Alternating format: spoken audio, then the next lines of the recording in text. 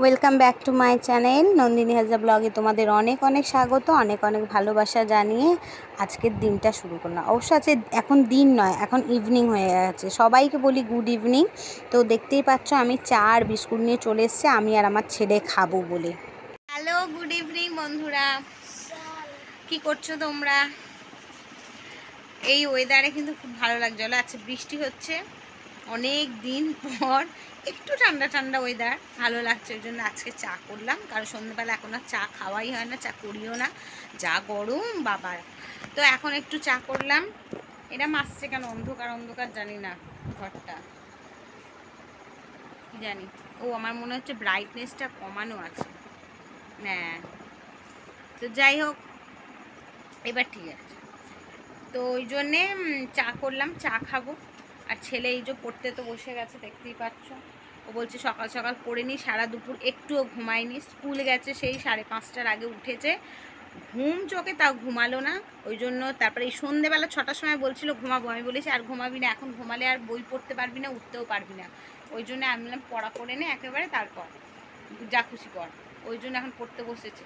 আর যদি 6টা 6:30টায় শোয়ে বলো, উঠতে পারে, আর সে ভোরে ওঠে তো, আর ওর পারে না উঠতে। ওই জন্য আমি বললাম শুয়ে এখন বই পড়ে নে, তারপর শুয়ে পড়বি। শোবে আর না, সেই রাত 12টা 12:30টায় শোবে, এখন আর শোবে না, যদিও ঘুম কেটে গেছে।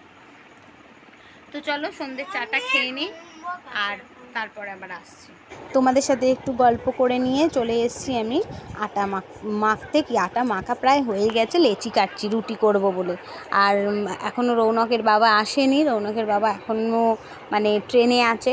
তো আমি ততক্ষণে ভাবলাম যে না, আমি এদিকে কাজগুলো করে নিই। আমার সন্ধে সমস্ত দেওয়াও হয়ে গেছে, সব কিছু হয়ে গেছে।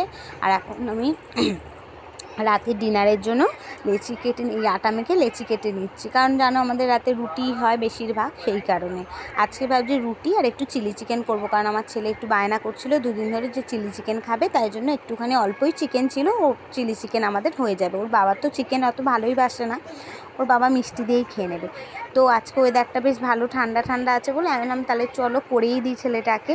আর এদিকে দেখো তোমাদের সাথে গল্প করতে করতে কিন্তু আমার আটা মেখে লেচি করা হয়ে গেছে। এতগুলো রুটি অবশ্যই করব না, কতগুলো বেশি হয়ে গেছে রেখে দেবো। তারপর আটা মেখে চলে এলাম আমি সব জামা কাপড়গুলো যে কেচেছিলাম ওগুলো সব ভাঁজ করতে। আর যে বসে বসে নিচেই পাট করে নিচ্ছি, আর আমার ছেলে বিছানায় বই পড়ছে। আমার ছেলের শরীরটা একটু খারাপ, জ্বর মতো হয়েছে, ওই জন্য ও বিছানাতে আছে। আমি থাকুক, আমি নিচে কাজগুলো করে নিই ততক্ষণ। আর এদিকে কাজগুলোও হয়ে যাচ্ছে, এদিকে ওর পড়াও হচ্ছে, ওর পড়াও শুনছে, ওর সাথে কথাও বলছি।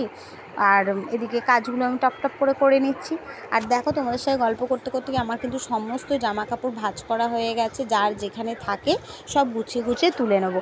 আমি আগে সমস্ত পাট করে নিই, জানো তো, তাহলে আমার ভীষণ সুবিধা হয়, যেটা যেখানে রাখার টপ করে তুলে দিতে পারি। ওর বাবার অফিসের জামা প্যান্ট, ওর বাবার মানে ঘরে পরার যে অর্ডিনারি গেঞ্জি প্যান্ট, আমার নাইটি, আমার ছেলের মানে গেঞ্জি প্যান্ট, সমস্ত কিছু, মোজা রুমাল সব কিছু, এগুলো তো রোজেরই কাচতে হয়।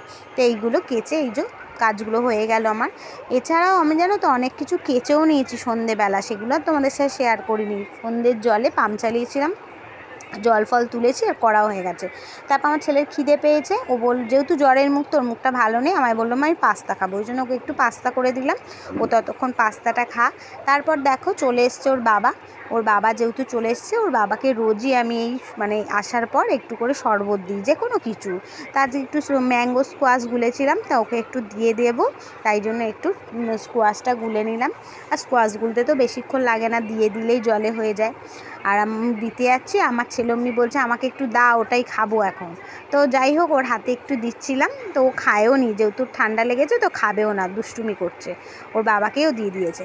তারপরে ওর বাবার জন্য মুড়ি মাখতে চলে এসেছি। ওর বাবার তো সন্ধ্যের টিফিন ডেলি একঘেয়ে, আমার একদম পছন্দ নয়, প্রতিটা দিন মুড়ি খায়, জানো, আমার একদম পছন্দ না। আমি বলি তোমার কি মুখে মানে হেজেও যায় না এরম রোজ মুড়ি খাও?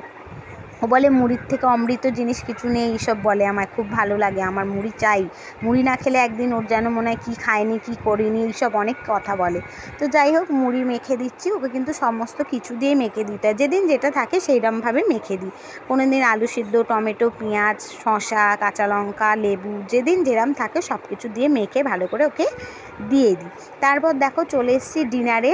ওই যে চিলি চিকেন করবো বললাম, অল্পই চিকেন ছিল, আমার ছেলের হয়ে বেশি। তো যাই হোক, ওই চিকেনটা আমি ম্যারিনেট করে রেখেই দিয়েছিলাম আগে থেকেই, সেটা তোমাদের সাথে শেয়ার করা হয়নি। তারপর দেখো পেঁয়াজ ক্যাপসিকাম সব কাটা হয়ে গেছে, এদিকে সসটাও রেডি করে নিয়েছি। তারপর কড়ায় তেল বসিয়ে দিয়েছি মানে চিলি চিকেনের পকোড়াটা ভাজবো বলে। ওদিকে ভাজা ঠাজা হয়ে গেছে, ওগুলো সব কিছু শেয়ার করতে পারিনি। এদিকে দেখো আমার চিলি চিকেন প্রায় হয়ে এসছে, আর তোমার কর্নফ্লাওয়ারের একটুখানি গোলা দিয়েও দিলাম, দিতেই কালারটা দেখছো সাদা সাদা মতো হয়ে গেছে। আর যেহেতু ফোনের ফ্ল্যাশ দিয়েছি না, ফোনের ফ্ল্যাশ দিলেই কালারটা অন্যরকম হয়ে যায়, কেন জানি না, অরিজিনাল কালার কিন্তু আসে না। তো দেখো অরিজিনাল কালার হলো এইটা। আমার ছেলের চিলি চিকেন আর রুটি, ও তো খুব খুশি, ওর বেশ প্রতিদিন ডিনারে একটু ভালো মন্দ হবে, এটা একটা ঘুরিয়ে দেবো, ও খুব খেতে পছন্দ করে। তো যাই হোক, আজকে কিন্তু আমি তোমাদের সাথে ইভিনিংটাই শেয়ার করলাম। সকলে খুব ভালো থেকো, সুস্থ থেকো। আবার আগামীকাল তোমাদের সাথে একটা নতুন ভিডিওর সাথে দেখা হবে, ততক্ষণ যেন টাটা।